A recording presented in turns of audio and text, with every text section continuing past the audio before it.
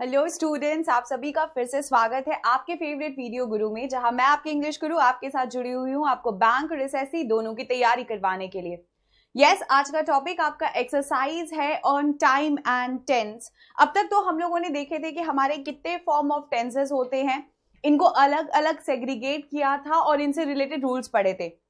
अब आज हमने आपके लिए एक छोटा सा एक्सरसाइज बनाया, बट हर एक एक्सरसाइज का क्वेश्चन में थोड़ा सा डिफरेंस है, एरर करेक्शंस भी हैं, फिल इन द ब्लैंक्स का फॉर्म भी है, ताकि आप लोगों को एक ब्रीफ आइडिया मिल जाए कि आपके टेंसेस चैप्टर से क्वेश्चंस कहीं से भी आए, कैसे भी आए, आप अटेम्प्ट कर पाओगे। Let's start. Your first question is, when the principal entered the class a student dash on the black board. बोला जा रहा है when the principal entered the class. अब जब भी आपका कोई सेंटेंस व्हेन या फिर while से स्टार्ट होता है तो it means that there are two simultaneous actions that are taking place together at the same time, right. देखो, जब भी when या while से कोई सेंटेंस स्टार्ट हो, आप ऐसे समझिएगा कि यहाँ पे जो दो एक्शंस है वो दोनों एक साथ चल रहे हैं, राइट। अब इसमें यह भी हो सकता है कि एक एक्शन हो गया है और दूसरा चल रहा हो। जैसे मान लीजिए कोई छोटी सी बच्ची का बर्थडे पार्टी था और आप उसके बर्थडे पार्टी में जब पहुंचे तो आपने देखा कि उसके फादर गाना गा रहे थे और वो छोटी सी बच्ची डांस कर रही थी, तो आप क्या बोलोगे? When I entered the party, I saw her father singing and the little girl dancing. So basically when हो या while हो, अगर इनसे सेंटेंसेस स्टार्ट होते हैं तो नॉर्मली हम लोग ऐसे वर्ड्स ट्रीट करते हैं as if the action has been going on. Clear? अब गोइंग ऑन हमने कहा तो इसका मतलब इसमें ing होना चाहिए, राइट। मतलब मेरा वर्ब जो है वो अपने साथ एक कंटिन्यूएशन का फॉर्म लेगा। Now let's see the statement once more. When the principal entered the class, जब प्रिंसिपल ने क्लास में एंटर किया, ही फाउंड अ स्टूडेंट, ठीक है, एक student dash on the board. तो उन्होंने क्या देखा कि एक बच्चा बोर्ड पे कुछ लिख रहा था, है ना। तो स्टूडेंट जो आपका प्रिंसिपल है उनका एक्शन भले ही खत्म हो गया है कि उन्होंने क्लास में एंटर कर लिया है, बट जो बच्चा है उसका एक्शन तो अभी भी चल रहा है। Yes or no? मतलब he is still writing on the board। तो आपका आंसर क्या होना चाहिए? Wrote? No, this is not making sense, क्योंकि ये आपके सेंटेंस को पास्ट टेंस में लेके जा रहा है, जबकि हम ये कहना चाह रहे हैं कि जो चाइल्ड है या जो स्टूडेंट है उसका एक्शन अभी भी चल रहा है। It's progressive, right.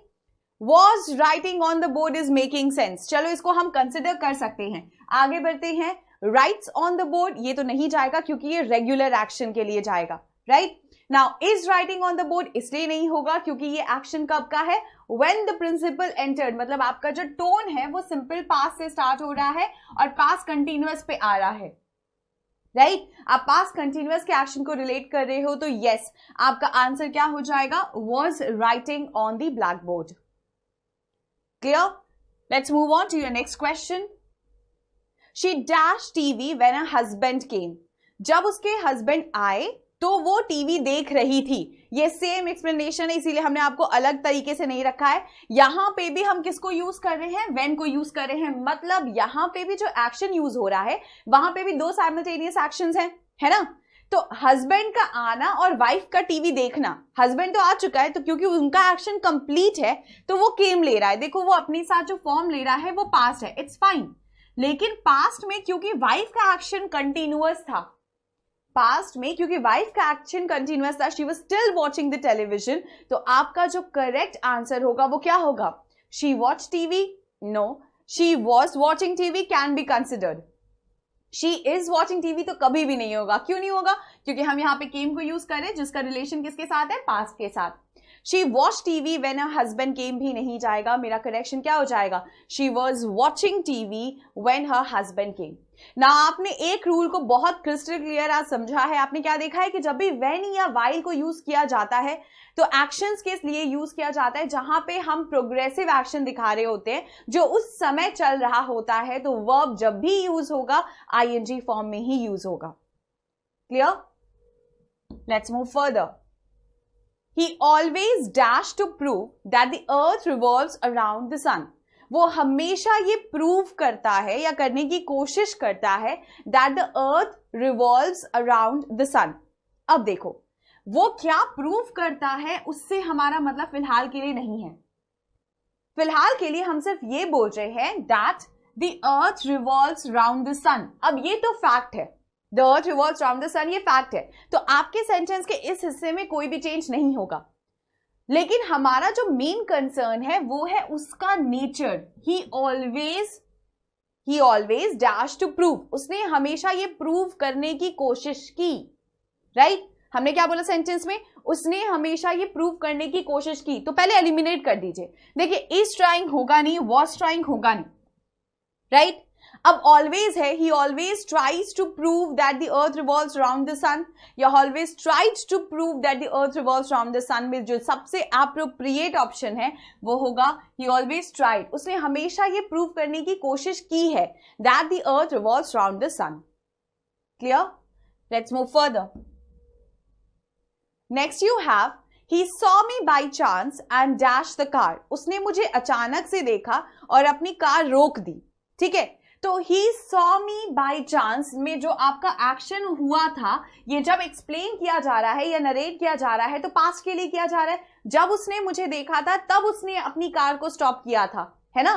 तो ये जो दोनों एक्शंस हुए हैं, ये दोनों कौन से टेंस में हुए हैं? आपके पास्ट टेंस में हुए हैं, राइट? आप सॉ को आइडेंटिफाई करो बस। क्लियर? यहां लिख रहा है he saw me by chance, उसने मुझे अचानक से देखा, and dashed the car, तो जो उसका वर्ब का एक्शन होगा वो भी तो पास्ट में ही होगा, राइट? आपका वर्ब भी कौन से फॉर्म में होगा? पास्ट फॉर्म में होगा। तो हमारा करेक्शन क्या हो जाएगा? एंड स्टॉप तो बिल्कुल नहीं जाएगा क्योंकि ये प्रेजेंट का फॉर्म में है। स्टॉप्स भी नहीं जाएगा, वॉज स्टॉपिंग तो होगा नहीं क्योंकि ये कोई प्रोग्रेसिव एक्शन नहीं दिखा रहा। तो हमारा आंसर क्या हो जाएगा? The solution will be he saw me by chance and stopped the car. Clear? Let's move further. She still remembers the day, उसे आज भी वो दिन याद है, when she first dashed to church, जब वो पहली बार चर्च गई थी। ओके, अब go, gone, went, ठीक है? आपके पास हमने वर्ब के 3 फॉर्म बता दिए आपको। हमने बोला go, gone, went, ठीक है? अब हम आपके पास सेंटेंस में बोल रहे हैं कि उसे आज भी वो दिन याद है।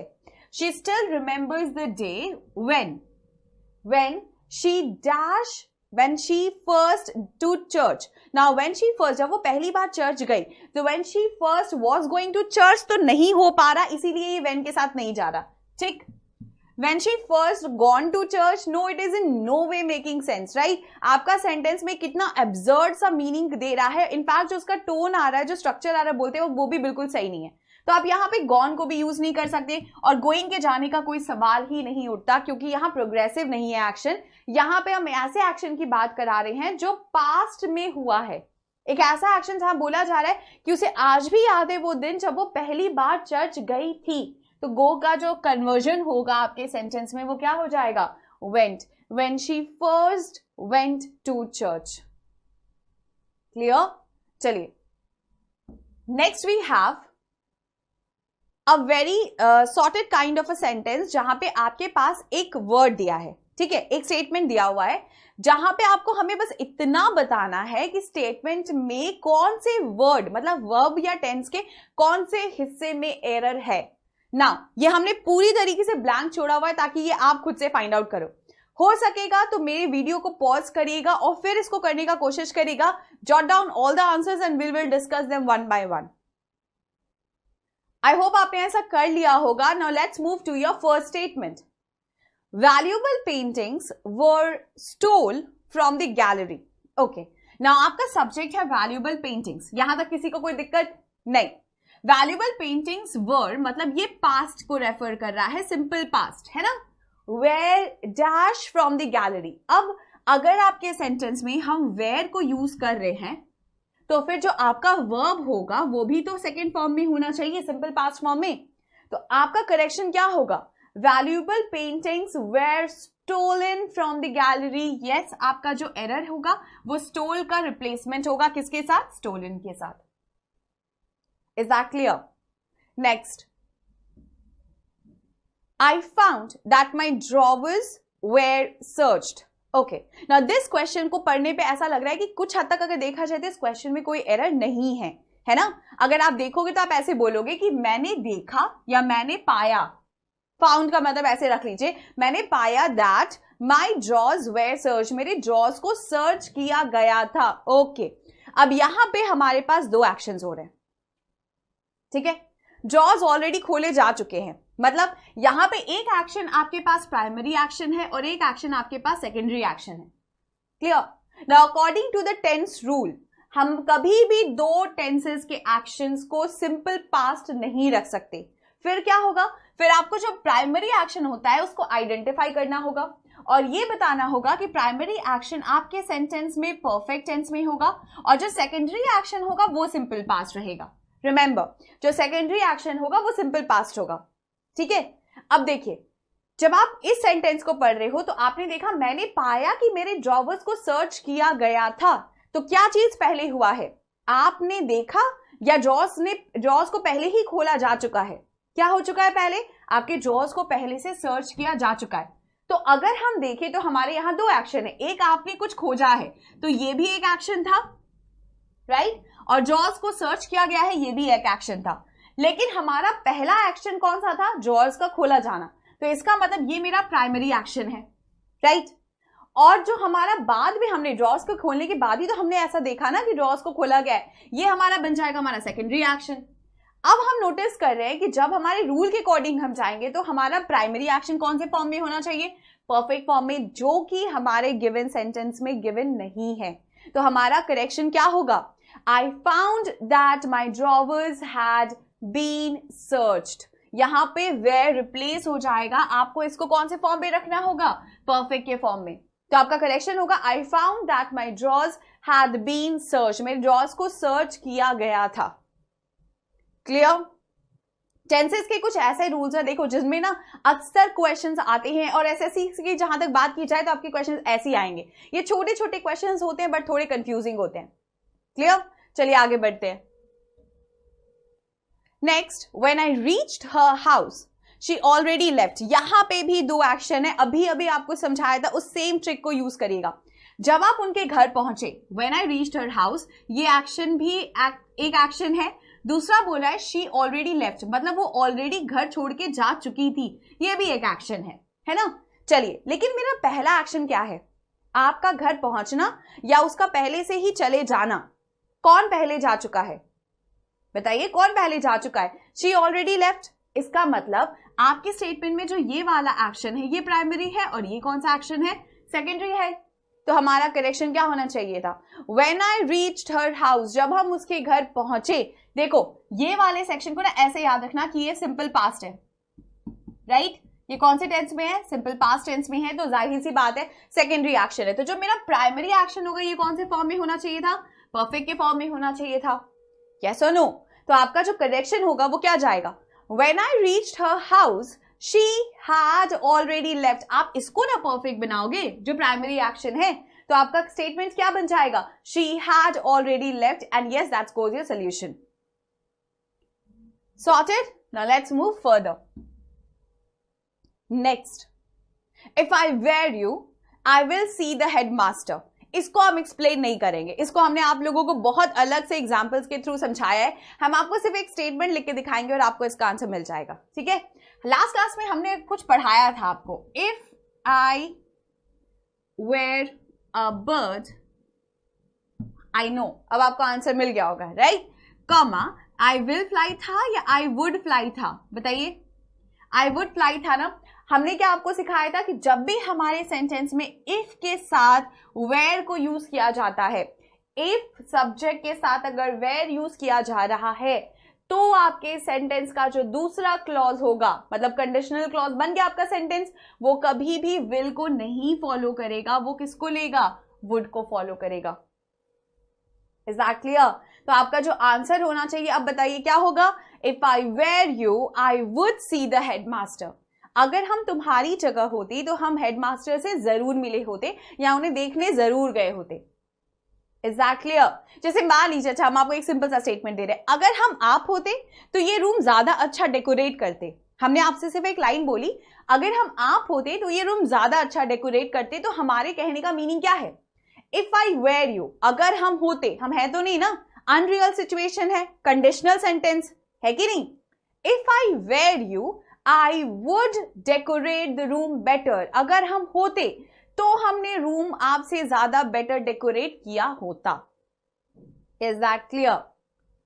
If yes, let's move further to your next question. Your next exercise is error correction, your favourite part which you have been waiting for so long. अब देखो हमारे पास एक स्टेटमेंट दिया है which is divided into 4 parts. आपके 3 parts में statement divided है और अगर आपको लगता है कि इसमें एरर नहीं है तो आप नो एरर मार्क कर सकते हैं। क्लियर? चलिए, she tried to console the frightening child but failed miserably at the task. मेरा स्टेटमेंट है शी ट्राइड टू कंसोल, मतलब उसने कोशिश की, past, right, to console the frightening child. Okay, अब हम लोग थोड़ा सा सोचेंगे, क्यों? क्योंकि ये एक्शन किसको रेफर कर रहा है? पास्ट को, और वो बच्चा डरा हुआ था, वो जो बच्चा था वो डरा हुआ था। फ्राइटनिंग का मतलब होता है सिचुएशन, ठीक है?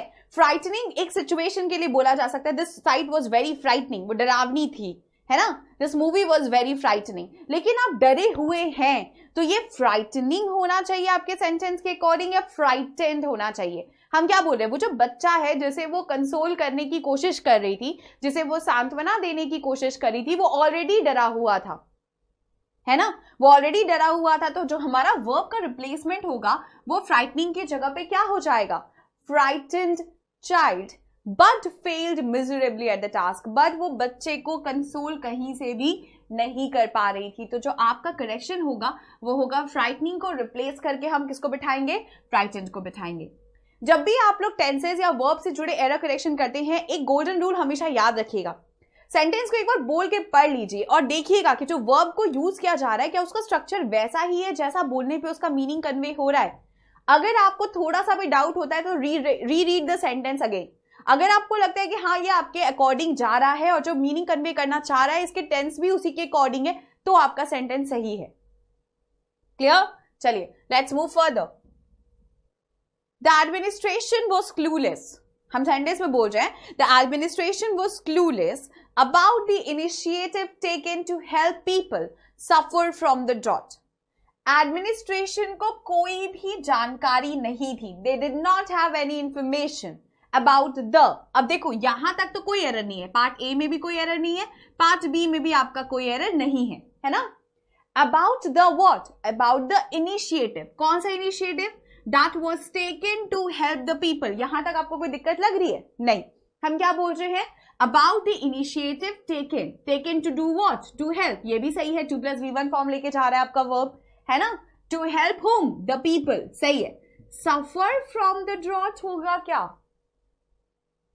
हम क्या बोलना चाह रहे हैं कि उन लोगों को एडमिनिस्ट्रेशन क्लूलेस था या एडमिनिस्ट्रेशन को कोई भी इंफॉर्मेशन नहीं थी, उन लोगों के लिए जिनके लिए इनिशिएटिव लिया जा रहा है, ड्रॉट से जो लोग सफर कर रहे हैं। तो लोग सफर कर रहे थे या सफर कर रहे हैं? क्या हो रहा है यहां पे? जो लोग हैं वो ऑलरेडी एक मिजरेबल कंडीशन में हैं या थे? हम बोलना चाह रहे हैं वो हैं। तो हमारा करेक्शन क्या होगा? To help the people suffering from the drought and not suffer from the drought। ये रिप्लेस हो जाएगा कौन से वर्ड के साथ? सफरिंग वर्ड के साथ। Now to make it more clear, let's read the sentence once again। हमने बोला the administration was clueless। Administration के पास कोई भी क्लू नहीं था। About what? About the initiative। Initiative taken to do what? To help। To help whom? The people। The people जो already drought की वजह से सफर कर रहे हैं, सूखे की वजह से जो लोग ऑलरेडी सफर कर रहे हैं, राइट? तो यहाँ पे जो हम लोगों की बात कर रहे हैं उनकी सफरिंग तो अभी भी चल रही है कि नहीं? वो सफर कर रहे थे ऐसा नहीं बोला गया। तो जब अगर सफरिंग चल रही है तो सफर नहीं बोला जा सकता, फिर आप उसको किससे रिप्लेस करोगे? Suffering from the drought. Clear? चलिए आगे बढ़ते हैं आपके नेक्स्ट क्वेश्चन की तरफ। The newly government. अब आप यहीं पे रुक जाओगे, बोले ये हुआ क्या, है ना? द न्यूली गवर्नमेंट, चलिए फिर भी पढ़ते हैं। Reiterated its commitment. यहां तक तो कोई दिक्कत नहीं है। Government reiterated its commitment. Its किसके लिए जा रहा है? गवर्नमेंट के लिए जा रहा है। अभी तक सब कुछ सही था, है ना, सिवाय इस वर्ड के। चलो आगे बढ़ते हैं। To the development of the poor. To what? To the development of the poor. अब आप बोलोगे मैम ये कैसा अजीब सा सेंटेंस है ना, गवर्नमेंट हमारा नाउन है, मतलब सब्जेक्ट जैसा ट्रीट हो रहा है ना, और उसके साथ हमने जो वर्ड बिठा दिया वो न्यूली बिठा दिया, मतलब इट्स एन एडवर्ब। जबकि हिसाब से तो यहां एडजेक्टिव जाना चाहिए था। किसको जाना चाहिए था? एडजेक्टिव को जाना चाहिए था, राइट? सो बेसिकली इतना तो क्लियर है कि एरर पार्ट 1 में है। बट द क्वेश्चन इज कि अलग अलग बच्चे अलग अलग करेक्शन कर सकते हैं। आपके दिमाग में सबसे पहला इजी करेक्शन क्या आ रहा है? The new government. सही है आप, सही है, लेकिन इसका अगर हम ये सोल्यूशन देते इस तरीके से कि द न्यू गवर्नमेंट भी सही था या द न्यूली फॉर्म्ड गवर्नमेंट भी अगर आप लिख देते तो भी तो एरर पार्ट ए में ही होता है ना। बस आपको क्या करना पड़ रहा है, पहले वर्ड में पहला वाला अगर आप इसको फॉलो करोगे तो आपको LY हटाना पड़ रहा है, और अगर आप दूसरे वाले को फॉलो करोगे तो आप न्यूली को एज इट इज छोड़ रहे हो, बस आप इसके साथ क्या जोड़ दे रहे हो? Formed government reiterated its commitment to the development of the poor. अगर देखा जाए तो एरर करेक्शन के पॉइंट ऑफ व्यू से ये दोनों स्टेटमेंट्स बिल्कुल सही हैं। क्लियर? बिल्कुल सही है। चलिए आगे बढ़ते हैं आपके नेक्स्ट क्वेश्चन की तरफ। As he examined the paper, जैसे जैसे उसने पेपर एग्जामिन किए, he found that one paper disappeared from the room. Okay, class, the same kind of error correction जो हमने आपको बताया था। यहां पे भी दो एक्शन हो रहे। As he examine the paper, जब वो पेपर को एग्जामिन कर रहा था, one action, examination of paper चल रहा है, ठीक। दूसरा, ही फाउंड, उसने क्या खोजा कि एक पेपर डिसअपियर हो चुका था। दूसरा एक्शन क्या था? पेपर का डिसअपियर हो जाना, है ना। तो ये भी एक एक्शन है, लेकिन उसके चेक करने से पहले ही पेपर जा चुका है ना, या डिसअपियर हो चुका है, हाँ या ना। तो मतलब ये एक्शन भी कैसा हो गया फिर? आपका प्राइमरी एक्शन, और ये कैसा हो गया? Secondary action. और रूल के अकॉर्डिंग हमने हर बार यही पढ़ा है कि अगर हमारा कोई प्राइमरी एक्शन होगा सेंटेंस में, फिर से बोल रहे हैं, अगर कोई प्राइमरी एक्शन होगा आपके सेंटेंस में तो वो हमेशा परफेक्ट होगा। तो आपका करेक्शन क्या हो जाएगा? had disappeared from the room. Why? Because this action has become your primary action. हाँ कि ना? हम क्या बोलना चाह रहे हैं? As he examined the paper, जब उसने पेपर को एग्जामिन किया तब उसने पाया कि एक पेपर वहां पे रूम में नहीं था, तो वहां पे डिसअपियर नहीं जाएगा। क्यों? आपका सेंटेंस का जो पहला स्ट्रक्चर है वो भी सिंपल पास्ट है, आपके सेंटेंस का जो दूसरा स्ट्रक्चर है वो भी सिंपल पास्ट है। हम सेम टेंस में कैसे दो एक्शंस को ले सकते हैं जो दोनों पास्ट में हो रहे हैं? हम सेम टेंस में तो नहीं ले सकते ना। जब भी दो एक्शन का केस आएगा, हमेशा इस रूल को याद रखिएगा। You will never make a mistake in your error correction part. Always try to find out which action took place first. तो जो पहले हुआ उसको आप प्राइमरी बना दो परफेक्ट के साथ, और जो बाद में हो रहा है उसके साथ आप सिंपल पास्ट रख दीजिए। समझ आया? चलिए next, moving on to your next question. If it weren't for the children, अगर ये बच्चों के लिए नहीं होता, या अगर मेरे बच्चे नहीं होते, I haven't had anything to talk about. अगर बच्चे ना होते तो मेरे पास बात करने के लिए कुछ नहीं होता। अब हमने यहां पे भी स्टार्ट किया है इफ क्लॉज के साथ, ठीक है, और हमने बोला वेरेंट को यूज किया है। हमने किसको यूज किया है? हमने वेरेंट को यूज किया है। और हम बोल रहे हैं इफ इट वेरेंट द चिल्ड्रन, अगर बच्चे ना होते वजह, तो मेरे पास बात करने की कोई वजह ही नहीं होती। अगर बच्चे होते वजह, कोई भी स्ट्रक्चर अगर आप फॉलो करोगे तो कंडीशनल क्लॉज कभी हैव नहीं लेता, वो विल लेता है, शैल लेता है, हैड लेता है, लेकिन हैवंट नहीं लेता, है ना। तो हमारा जब करेक्शन होगा यहाँ पे, तो यहाँ पे हैवंट का देखो यूज ही गलत है। आप क्या बोलना चाह रहे थे कि अगर ये मेरे बच्चे ना होते तो मेरे पास, we haven't had anything to talk about. देखो टू टॉक अबाउट में कोई एरर नहीं है, ये तो श्योर है कि जो एरर है वो पार्ट बी में है। तो आखिर हैवंट को रिप्लेस कौन सा वर्क करेगा? इफ क्लॉज के साथ हम किसको प्रेफरेंस देते हैं? वुड को देते हैं, यस और नो। तो आपका रिप्लेसमेंट भी वही होगा। आप क्या बोलना चाह रहे हो? आप बोलना चाह रहे हो कि अगर बच्चे ना होते तो हमारे पास बात करने को कुछ ना होता। आप बोलोगे we wouldn't had anything, we wouldn't have anything, यहां पे करेक्शन हो जाएगा वी, है ना। तो आपका स्टेटमेंट हो जाएगा we wouldn't have anything to talk about. Yes, this is what you will be placing as an error in your question. Sorted? Okay. अब याद रखिएगा कंडीशनल क्लॉजेस के साथ हम कभी वॉज को यूज नहीं करते, हम प्रेफरेंस वेयर को देते हैं। मोस्टली अगर उसको रिप्लेस करना होता है और आपको हैव नॉट या हैवंट जैसे वर्ड्स मिलते हैं तो हम उसको हमेशा वुड के साथ या फिर हैव के साथ रिप्लेस करते हैं, which depends upon your subject also. Clear? ये तो थे आपके error correction that related to tenses. In fact हमने आपके लिए इस यहाँ पे एग्जाम्पल से लेकर सिंगल एक्सरसाइजेज और फिलर्स के पॉइंट ऑफ व्यू से लेकर आपका एलिमिनेशन प्रोसेस सब रखा था, ताकि आप लोगों को 10th चैप्टर से एसएससी से जुड़े जितने क्वेश्चंस आते हैं वो एक बार में क्लियर आइडिया मिल जाए. हाँ, there can be a lot of experiments, but this is the way you will be approaching them in exams as well. ये तो था आपके 10th चैप्टर का एक कंप्लीट सेट ऑफ रिविजन. अगर आप लोगों को ये क्लास में कोई भी दिक्कत होती है तो आप ये समझिएगा कि आपके 10th का फिर जो पहला वाला सेक्शन पढ़ाया गया था उसमें थोड़ी दिक्कत हो गई है, उसको फिर से रिवाइज कर लीजिएगा. I am sure this class will become cluster clear to you. Till then, thank you for joining us.